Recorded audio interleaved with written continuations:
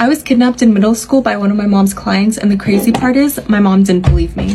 So when I was in middle school, my mom had this sewing alteration business from our house. And one of my mom's clients was like this 40-year-old military man. So he would come over to the house and he would just yap away with my mom while she sewed his clothes. And the things he would talk about were very weird. He would talk about like weird conspiracies, okay? I just had this gut feeling that there was something off about him. One day my mom couldn't pick me up from school because she has degenerative disc disease, so it was hard for her to like drive and pick me up. So one day he picked me up and my mom had a van, which makes it all the more creepier. Pulls up in my mother's van at my middle school, tells me that she wanted him to pick me up.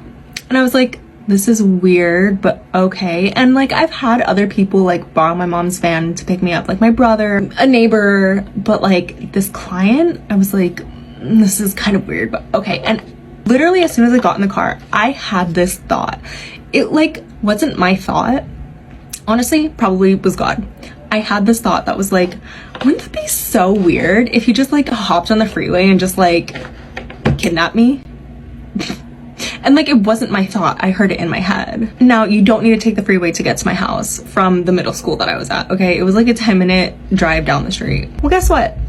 He hops on the freeway. Immediately, my blood goes cold. If I had a phone, nobody was answering. He starts talking to me about creepy stuff, okay? He starts talking about my mother. And he's like, oh, you know, you fight with your mom so much. Your mom is like a very special woman. She can't protect you forever. You basically just live in like a mother's nest. And like there's a whole big world out there. And there's things you don't know. And he was like terrifying me, okay? Also, the direction that I was going on the freeway literally leaves out of town, okay? Goes into mountains and desert and wilderness for a long time. I was like, I'm about to be a statistic. And so he just goes on and on for about like 10 or 15 minutes. My hand was literally ready to just open the door and jump out of the car on the freeway. Like I was like, I'd rather die than go wherever this guy is taking me. Finally, at some point, he stops yapping and he's like, okay, so now can you please tell me how to get to your house from here, because I didn't mean to drive this far. I was like, this man is insane. He just kidnapped me. Honestly, when he said that, I was like,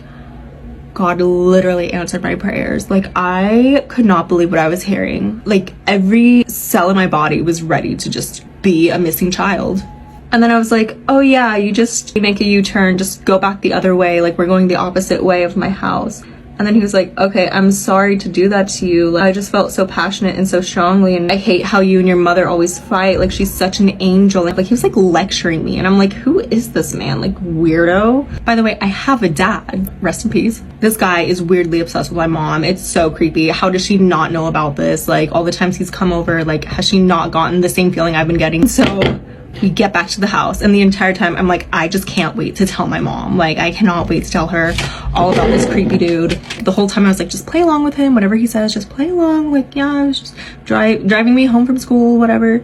And the second he left, I told my mom everything. I was in hysterics. I was like, oh my God, mom, this guy literally just kidnapped me. This happened. He was saying all these crazy things about you, whatever. This was my mom's response, okay? She was like, oh, well, you know, he knows how you and I fight and he didn't like it. So he's probably just lecturing you or trying to, you know, give you like a talk so that you can behave better, because he knows how like we fight and argue sometimes. And I was like, okay, but mom, no, like he literally kidnapped me. And she was like, you're over exaggerating. Like, no, he didn't. Like, he's a friend. He's been coming over. Like, I've been sewing patches on his uniforms. Like, he's fine. You're fine. And I was like, mom, no, you're not listening to me. Mom, I could have died. And the whole time she was like, no, like, you're literally overreacting. Like, stop it. And she got mad at me.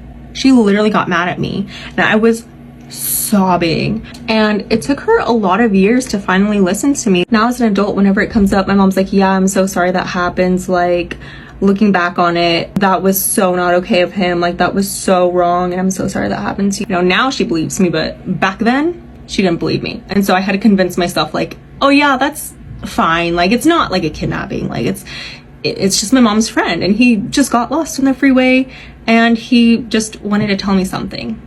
But see, that's exactly how things happen. And I'm just like, oh my God, mom. Also, I don't know where my dad was in all of this. I don't remember. I've had a very long, short life. All I know is that growing up, I always forget that that happened until like every now and then I'll hear a story and then I'll be like, wow, that must be like awful, like getting kidnapped. And I'm like, I was kidnapped. So my advice to anyone watching is always follow your gut instincts because your intuition will never steer you wrong.